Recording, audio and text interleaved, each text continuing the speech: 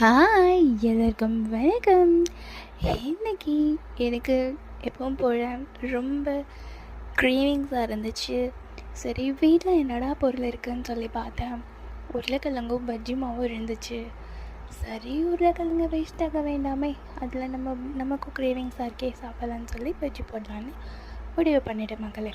அதுக்கு உருளைக்கிழங்கு எங்கள் வீட்டில் ஸ்லைசர் இல்லை மக்களே, நமக்கு இருக்கே கத்தி, அதைவே நல்லா தின் ஸ்லைஸாக கட் பண்ணி பஜ்ஜி மாவுக்குள்ளே போட்டு டிப் பண்ணி பொரிச்சிட்டு எண்ணெய் ஊற்றி பொரிச்சதுக்கப்புறம் பொரிச்சு எடுத்த சுவையான உருளைக்கிழங்கு பஜ்ஜி தயார் மக்களே. இதுக்கு ஒரு 7 கட்டி குடித்தா அவ்வளோ அருமையாக இருக்கும் மக்களே.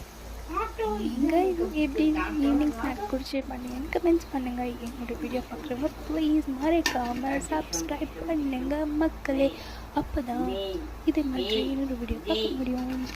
Please subscribe my channel. Bye.